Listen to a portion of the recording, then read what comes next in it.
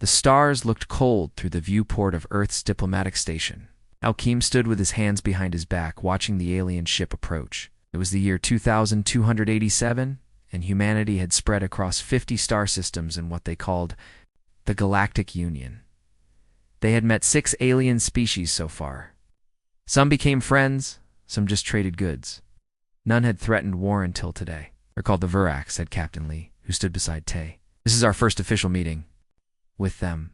Tay nodded. At 45 years old, he was Earth's most skilled diplomat.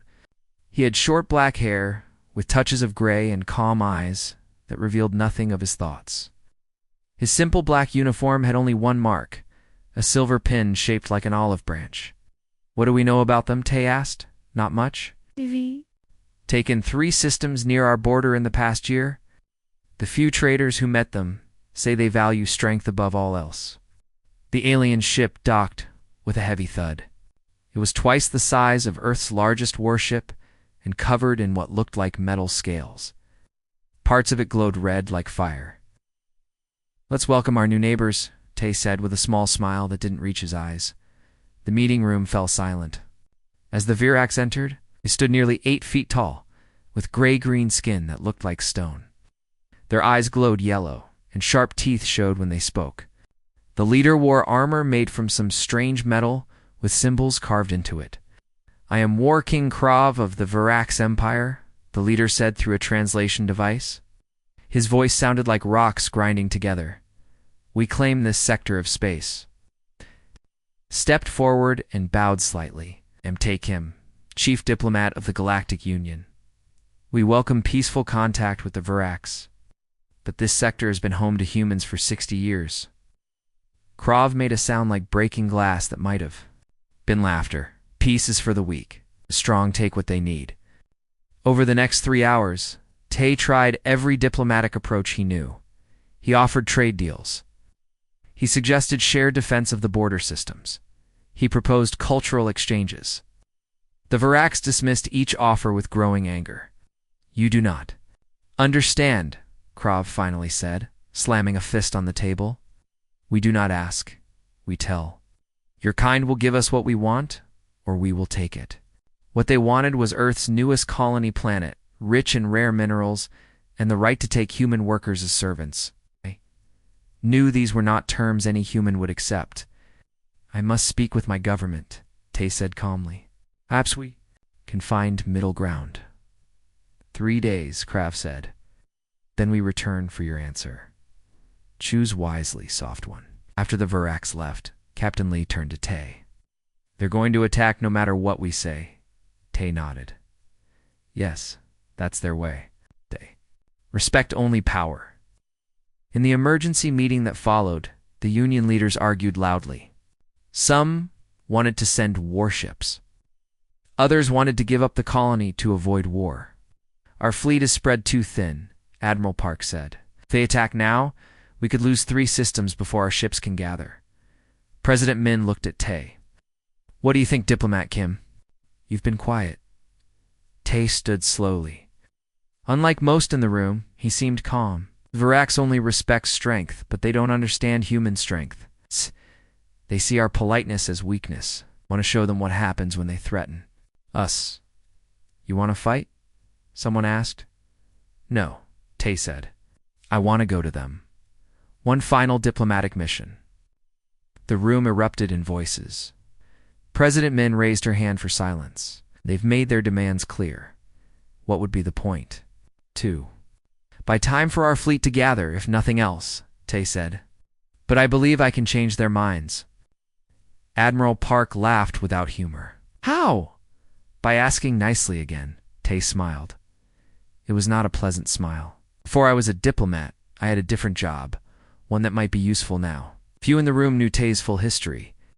Before becoming a diplomat, he had worked in intelligence. He had special training that most diplomats never received. "I'll need 2 people with me," Tay continued. "Dr. Hannah Yu, our best xenobiologist, and my aide, Day Park." President Min studied Tay's face. "You have something planned?" "Yes," Tay said. "Something they won't expect from a soft one." Dr. Hannah Yu was working in her lab when Tay found her. She was young, only 32, with sharp eyes and hands that never seemed to stop moving.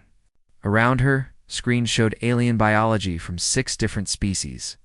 The Virax, she said when Tay explained his visit. We have almost no data on them. That's why I need you, Tay said. I need to understand how they work, inside and out. Hannah pushed her glasses up. You're planning something dangerous. Yes, something not very diplomatic. Sometimes diplomacy needs teeth, Tay said. Hannah turned to her computer. I have some tissue samples from their ship. Dead skin cells, traces of blood. Not much, but it's a start. How long to have a full report? 24 hours if I don't sleep? Tay nodded. Then I won't keep you. Get me anything you can about their nervous system, brain structure, and biochemistry. Day Park was in the training room, his body moving through combat forms with fluid grace. At 35, he looked more like a dancer than a former special forces soldier. Only the scars on his hands and the coldness in his eyes gave him away. We're going to the Virax homeworld, Tay said after Day finished. Day grabbed a towel. To talk or to fight? To prevent a war? Those aren't the same thing, Day noted. No, they're not, Tay agreed. This mission will require your old skills, not your diplomatic ones. Day studied his old friend's face. They had known each other for 20 years, since before Tay became a diplomat. What's the real plan? Day asked quietly. Tay looked around to make sure they were alone. They respect power. We're going to show them power they don't understand, the kind that doesn't use guns. Exactly. Day smiled slightly, like the old days. Pack light, Tay said. But bring the special kit. 3 days later, the Virax returned. Their ship was even larger this time. Clearly a warship. Tay met with War King Krav in the same meeting room. This time, Krav brought 6 warriors with weapons. Your answer? Krav demanded. We cannot accept your terms, Tay said calmly. But I propose a different solution. Let me visit your homeworld and speak with your full council, perhaps together. We can find an answer that brings honor to the Virax without bloodshed. Krav's yellow eyes narrowed. You wish to delay. To prepare your defenses. I wish to understand the Virax better, Tay said. How can we make proper agreements if we do not know each other's ways? The alien leader considered this. You would come alone? It's 2 aides only, a scientist and an assistant. Krav made that glass-breaking sound again. You are either very brave or very foolish. Very well, you may come to Virax Prime and speak your words of peace. It will change nothing, but it will amuse our council to see human diplomats beg. Thank you for this honor, Tay said with another small bow. After the Virax left to prepare for their departure, Captain Lee grabbed Tay's arm. This is suicide, he hissed. You're walking right into their home territory. Tay looked at the captain, with eyes that suddenly seemed much older and harder than before. Sometimes, he said quietly, the most dangerous person in the room is the one who looks harmless. He turned to look at the stars again, his face showing nothing of the plan forming. In his mind, a plan that would soon change the course of 2 civilizations. The human ship felt small next to the massive Virax vessel. As they traveled through space, toward Virax Prime, Tay spent every waking hour in the ship's small meeting room. The walls were covered with images and data about the aliens. You haven't? Slept in 2 days, Day said, bringing a cup of coffee. Tay took the cup without looking up from his screen. Sleep can wait. Understanding cannot. The screen showed pictures of Virax anatomy that Hannah had created from her samples. Tay studied them with the focus of a hunter learning his prey. Most diplomats I know would be writing speeches right now, Day said, sitting down across from him, not studying alien biology. Tay finally looked up. The dark circles under his eyes made him look older. Most diplomats haven't done what we've done. Both men fell silent, remembering missions from long ago. Before Tay became a diplomat and Day his aide, they had worked for a secret part of Earth's government. They had solved problems that couldn't be solved with words alone. Do you think the president knows why you really wanted this mission? Day asked. She suspects, Tay said. But she also knows sometimes hard choices must be made quietly. The door opened, and Hannah entered. She looked as tired as Tay, but moved with excited energy. I found something, she said, sending new images to the main screen. Look at their nervous system. The screen showed detailed pictures of Varrock's nerve structures. Their neural pathways are similar to Earth reptiles, but with a key difference, Hannah explained. They have clusters of sensitive cells here. And here she pointed to 3 spots on the alien's neck and head. What do these cells do? Tay asked. They process chemical signals. The Varrocs communicate partly through scent and chemical release. But these cells are also vulnerable. The right chemical compound could overwhelm them. Tay leaned forward. What compound would do that?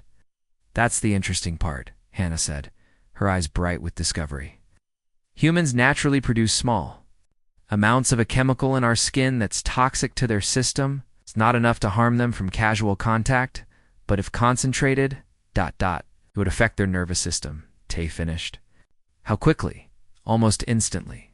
Her entire neural network would shut down. Tay nodded slowly. And this would be traceable. No, Hannah said. It would look like natural failure. No poison, no weapon. Just silent shutdown. Where Tay and Day exchanged a look. This was what they had hoped for. Can you make a delivery system? Tay asked. Hannah hesitated.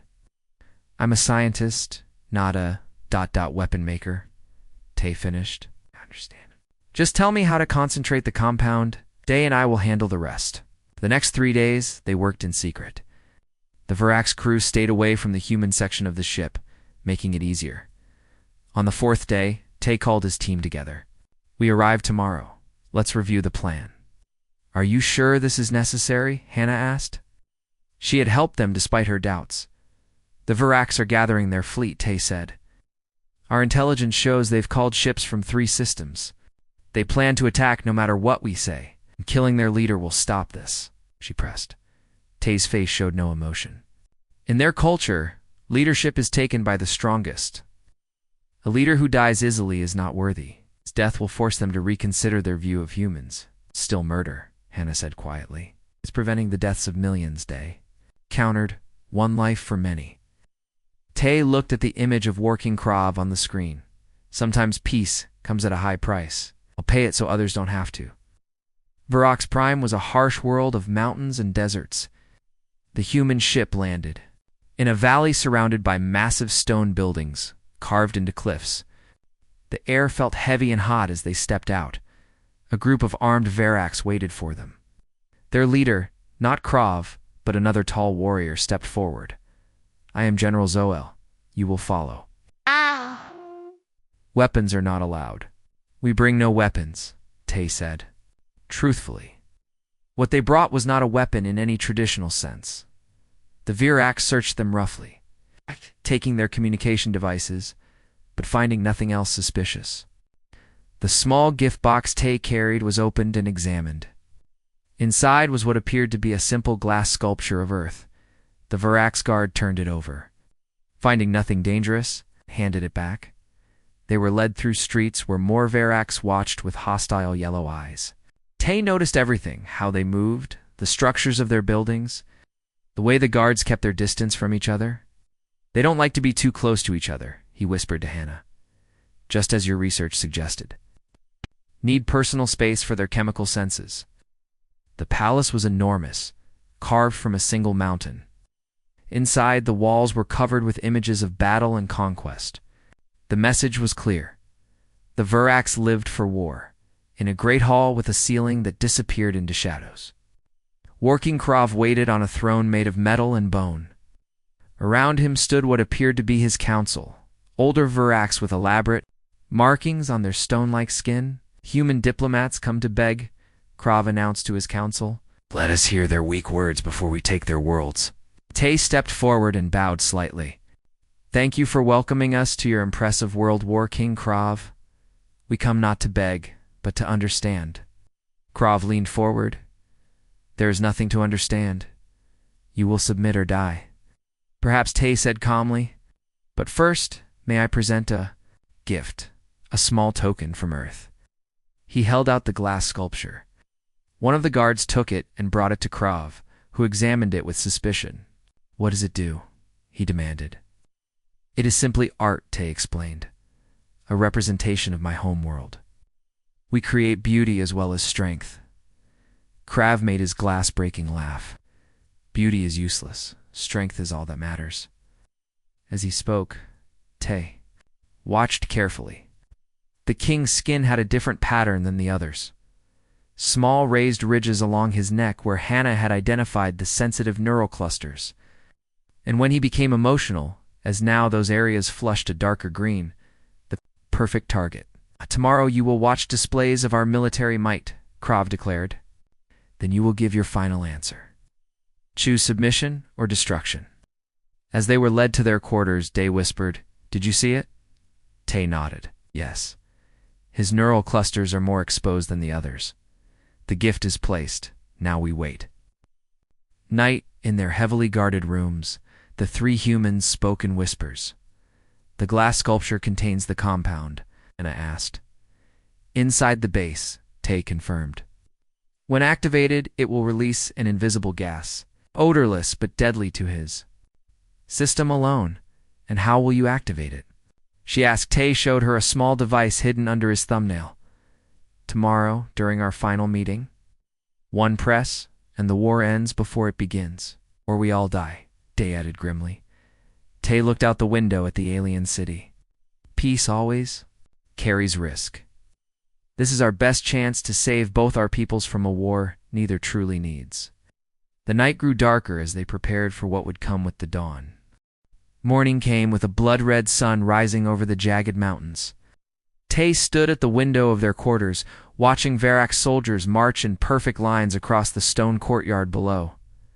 Their armor gleamed in the harsh light. They want us to see this, Day said, joining him at the window. It's a show of force, Tay nodded.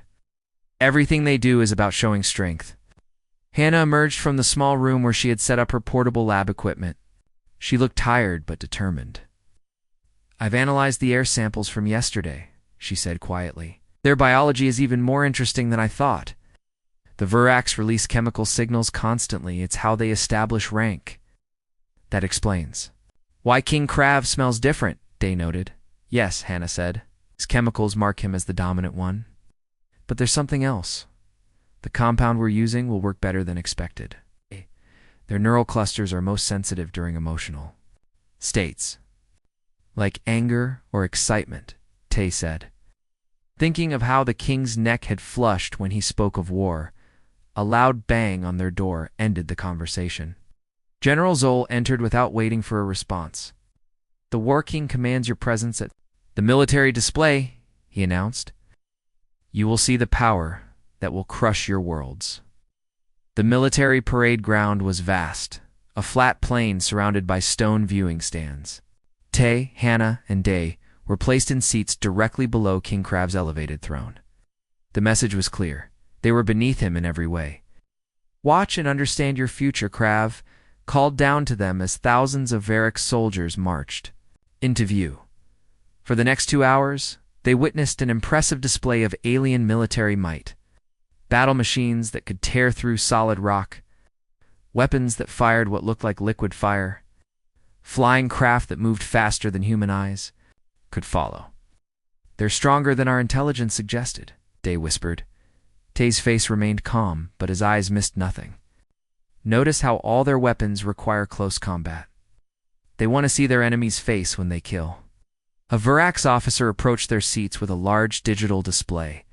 He activated it to show star maps of human territory, and these are our battle plans, General Zoll announced proudly. We will take your colony worlds first, then push toward your core systems. Resistance will only determine how many of your people survive as servants. The display showed Varak ships moving through human space, taking planet after planet. The simulation ended with Earth itself surrounded. Our fleet moves even now, Krav said from his throne. This is not a threat. It is simply what will happen. Stood up slowly. All eyes turned to him. War King Krav, you have shown us your impressive strength, he said in a clear voice that carried across the field. Now I ask to show you something of Earth. Not our weapons, but our wisdom. Krav made his breaking glass laugh. Wisdom does not win wars, human.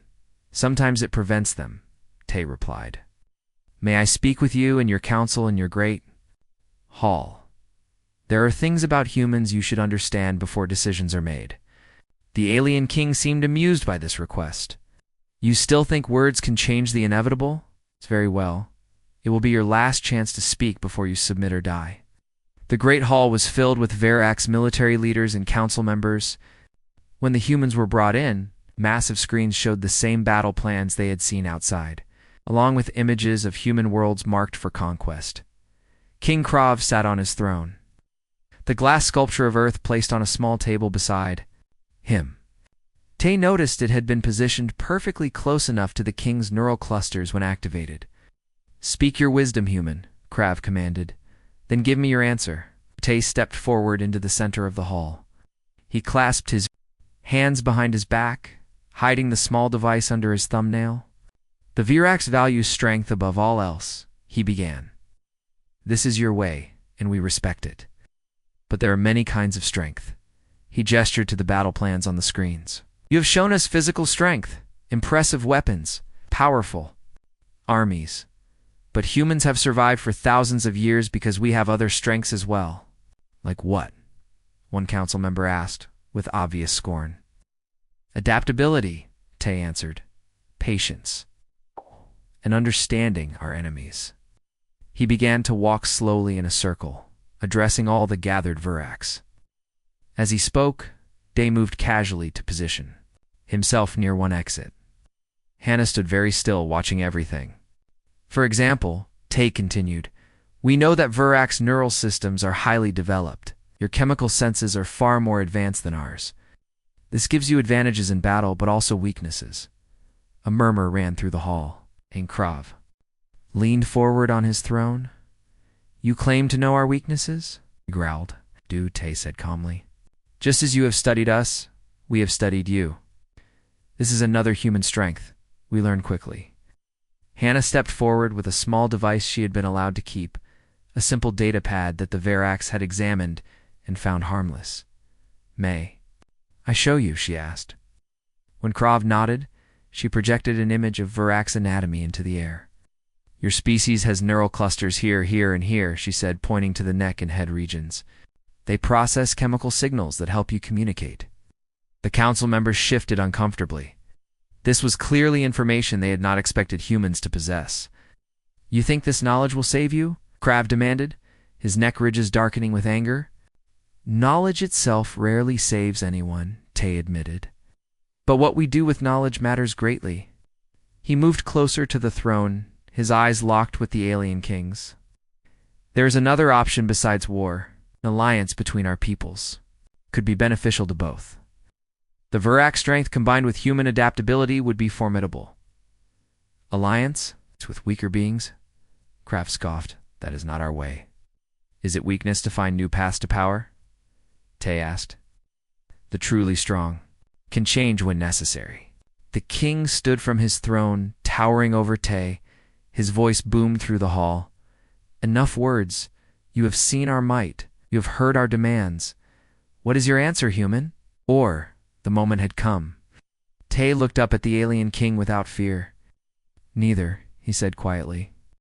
"I request a private audience with you, Working Krav," one leader to another. "There are things I can share only with you." The hall erupted in voices. Some council members objected loudly. Others seemed curious about what the human might say in private. Krav raised a hand for silence. "You think you deserve to speak with me alone?" "I believe it would benefit you to hear what I have to say," Tay replied. "Some knowledge is for rulers only." The alien king studied him for a long moment. Then, surprisingly, he nodded. "Your courage interests me, human. You will have your private audience tomorrow, before the sun rises. Then you will give your final answer before my full council." As guards led the humans back to their quarters, General Zol moved close to Tay. "Whatever you plan will fail," he growled softly. "No human tricks will save your worlds." Tay smiled slightly. "There are no tricks, General. It's only truths you have not yet seen." Back in their rooms, the three humans spoke in whispers. "He agreed to Isley," Tay said with concern.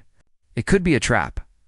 "Of course it's a trap," Tay replied. "He wants to intimidate me alone, without witnesses." but it gives us exactly what we need: direct access. Hannah looked worried. The compound is ready, but are you sure this is the only way? Tay walked to the window and looked out at the alien city. Night was falling, bringing strange lights and shadows to the stone buildings. Their fleet moves toward our worlds even as we speak, he said. They've shown us their plans for war. Now we must show them why that would be a mistake. He turned to face his companions, his eyes hard with resolve. Tomorrow, I will deliver a message that all Verax will understand. Not with words, but with action. One life to save millions. As darkness fell completely, they made their final preparations for the morning that would change everything. The night passed slowly.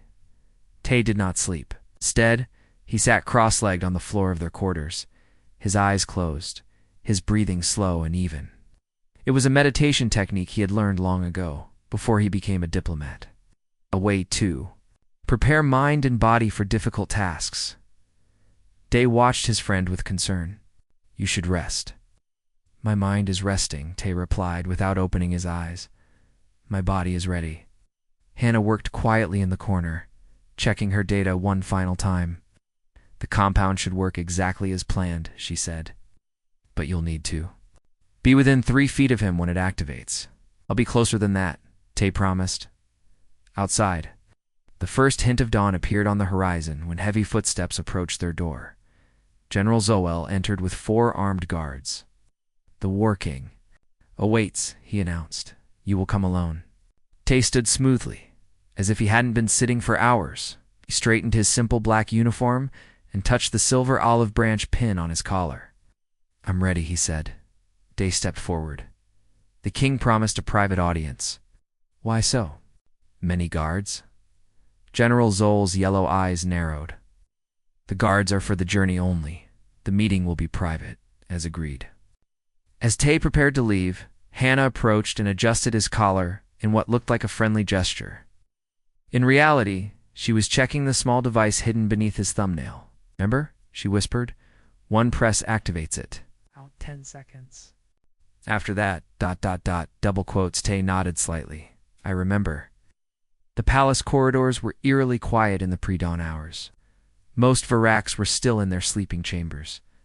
The guards led Tay to a different part of the mountain palace, higher up, where the corridors were richer, with carved designs showing battle scenes. Finally, they stopped at a massive door made of some dark metal. General Zoel pressed his hand to a panel, and the door slid open. Enter, he said. The king waits inside. Tay stepped through the doorway into a large circular room. Unlike the Great Hall, this space was clearly personal. Weapons and trophies lined the walls. A large window showed the mountains beyond. And in the center, King Krav stood beside a table where the glass earth sculpture sat. The door closed behind Tay with a heavy sound. They were alone. So human, Krav said, his voice lower than before. What secrets do you wish to share with me? Tay bowed slightly. Thank you for meeting with me, War King. He noticed everything about the room in quick glances. The distance to the door, the position of the sculpture, the way Krav's neck ridges pulsed slightly with each breath. I wanted to speak to you about strength, Tay said, taking a careful step forward. True strength.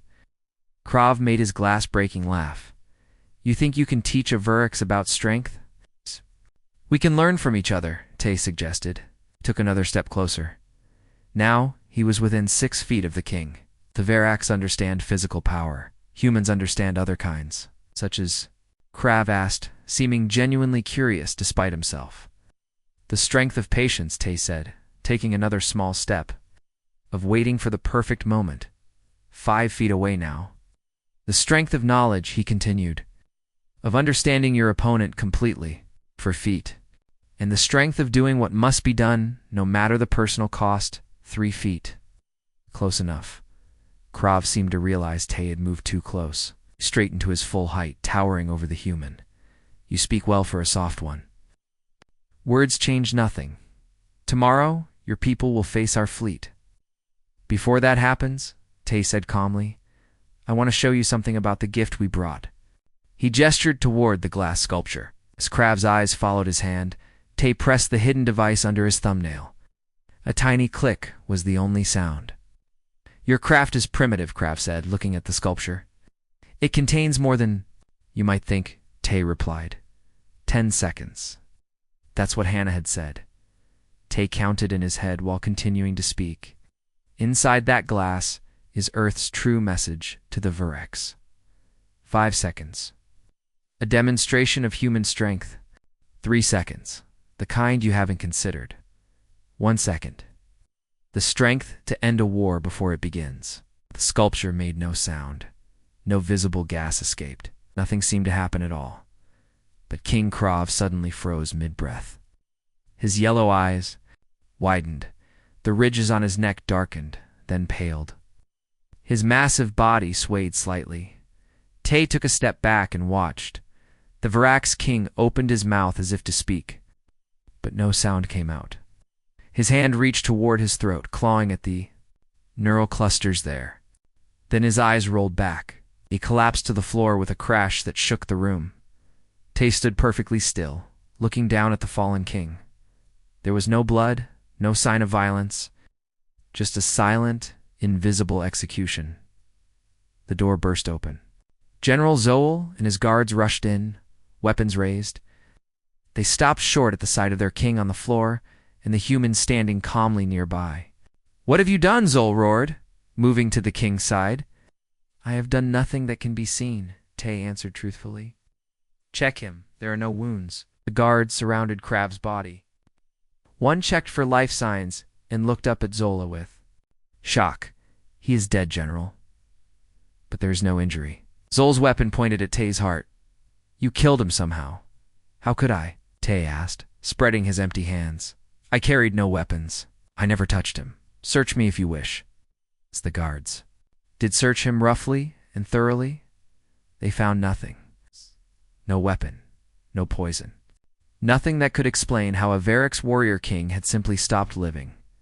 Confusion turned to fear in their yellow eyes.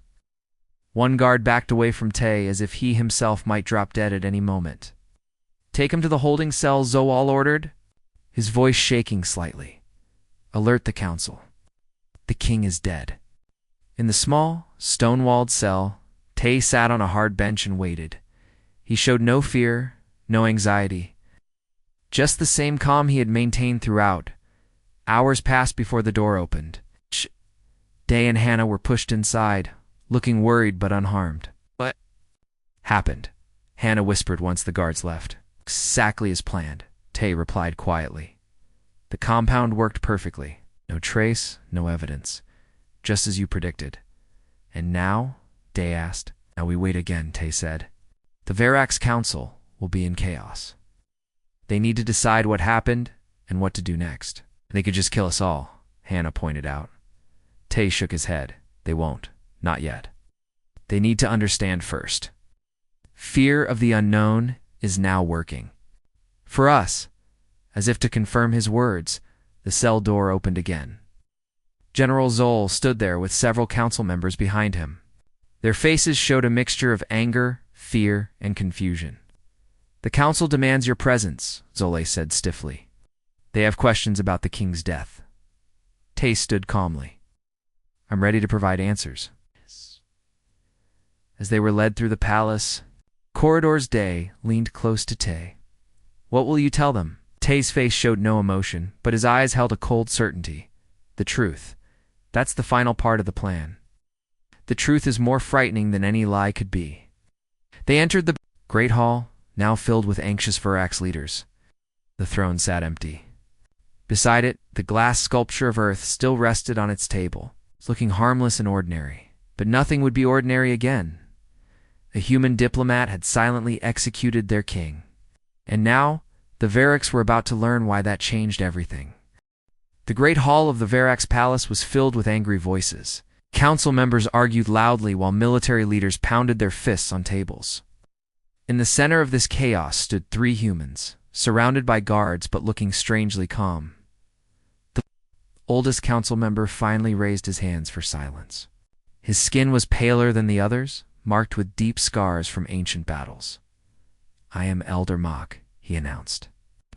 Until a new king is chosen, I will lead this council. He turned his yellow eyes to Tay. Human diplomat, War King Krav, entered his chamber alive. After meeting with you alone, he was dead. Explain this.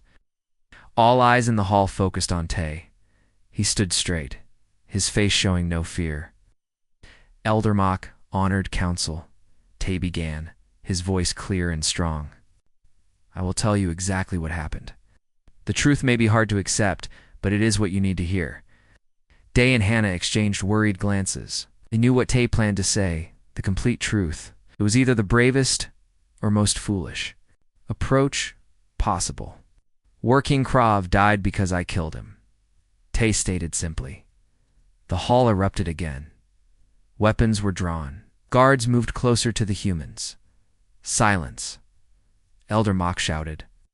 When quiet returned, he stared at Tay with disbelief. Admit to killing our king? When we found no weapons? No poison? No marks on his body?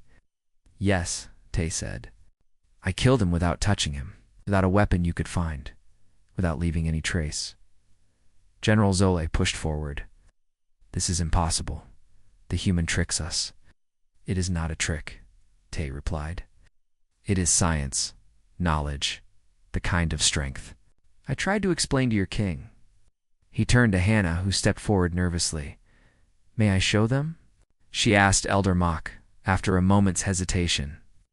The elder nodded. Hannah activated her datapad, projecting images into the air. The Verrex have special neural clusters in their necks and heads, she explained, pointing to the diagram. Process chemical signals and control your bodies. King Krav's clusters were particularly large and sensitive, marking him as the dominant male. The council watched with growing unease as she continued. Human skin naturally produces a compound that, in concentrated form, is toxic to these neural clusters, Hannah said. We discovered this by studying samples from your ship. The glass sculpture contained this compound, released as an invisible gas when activated. Elder Mock's eyes widened. You brought a weapon into our palace? Not a traditional weapon, Tay. Corrected. Something designed for one purpose only, to show you what humans are capable of. He walked slowly around the center of the hall, making eye contact with each council member. The Verax respects strength, he continued. You measure it in weapons, in battles won, in worlds conquered, but humans have different strengths. We can kill without weapons. We can defeat enemies without armies. We can end threats without firing a single shot. The hall was completely silent now. Fear had replaced anger in many Verax eyes. You are ready to attack our worlds, Tay said. Your fleet moves even now, but consider what you have learned today. One human, with no visible weapons, killed. Your strongest warrior king. What do you think millions of humans could do if truly threatened? Elder Mock sank heavily into his seat. Why are you telling us this? You could have kept your method secret. Because the truth serves our purpose better, Tay answered. Now you know what humans can do. You know we chose to kill only one, when we could have developed weapons to kill many. He gestured to the glass sculpture, still sitting harmlessly. Beside the empty throne, that device was designed for precision. For a single target, we could have made it affect all Verax in this palace, or on this planet, but we didn't. General Zol stepped forward, his hand on his weapon. So you threaten us with extinction if we don't obey? No, Tay said firmly. I offer you a choice. A better choice than war. He motioned to Day, who activated a small projector of his own. It showed star maps different from the Verax battle plans. These showed trade routes. Resource-rich systems unclaimed by either species, and defensive. Positions that would benefit both. This is what alliance could look like, Tay explained. The Verax keep your territory and independence. Humans keep ours. Together, we establish new colonies in unclaimed systems. We share technology and resources. We protect each other from common enemies. Why would we trust you after you killed our king? A council member demanded. Because we could have killed all your leaders today but chose not to, Tay answered simply. Because we seek peace, not dominance. And because what happened to King Krav can never be used against your people again. turned to Hannah, who nodded and stepped forward. I have developed a simple treatment, she said.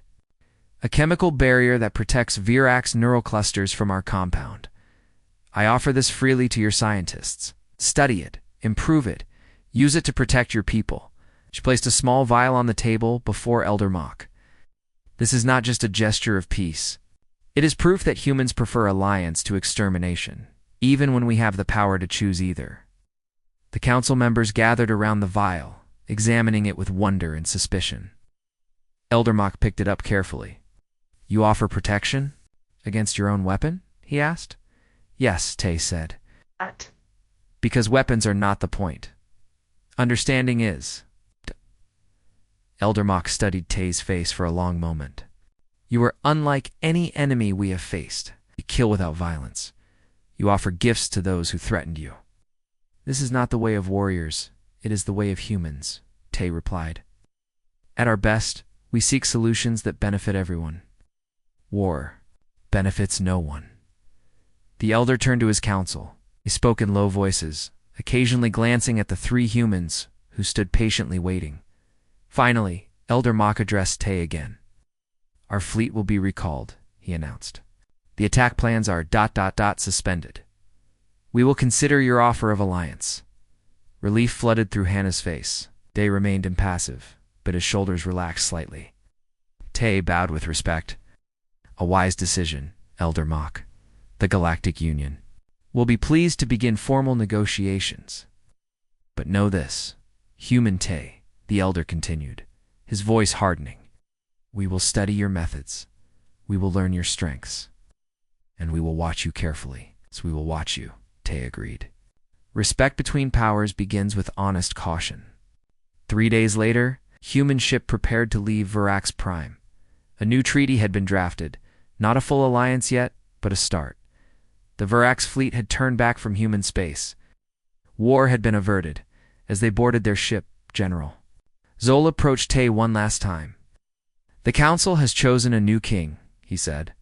One who believes strength can take many forms. I look forward to meeting him someday, Tay replied. It is me, Zol said simply. And I have questions about your methods. Out. Tay smiled slightly. Perhaps that is a discussion for another visit. As their ship lifted off, Hannah looked troubled. We killed their king, started a new political order, forced them to change their ways. Is that really diplomacy? Tay watched the alien world grow smaller through the viewport. Diplomacy is about finding solutions that work. Sometimes that means words, sometimes actions. The Virax needed to learn that humans are not easy prey. And what did we learn? Tay asked. That peace often comes at a price, Tay said quietly. I paid it so millions wouldn't have to. The ship accelerated toward the stars, leaving behind a world forever changed by a silent execution. In the coming months, Virax ships would meet with human vessels, not as enemies, but as cautious partners. Trade would begin. Cultural exchanges would follow. Two species that might have destroyed each other would instead begin to understand one another. On his return to Earth, Tay would be both praised and questioned for his methods. Some would call him a hero who prevented war. Others would call him an assassin who crossed ethical lines. He accepted both views as partially true. In his private quarters, he looked at a small replica of the glass Earth sculpture. It was completely harmless, just glass and art. But it reminded him of the thin line between diplomacy and warfare, between words and actions, between peace and violence. Sometimes, he whispered to himself, the strongest weapon is knowing when not to use your strength. The ship jumped to faster than light speed, carrying home a diplomat whose silence had spoken louder than any declaration of war.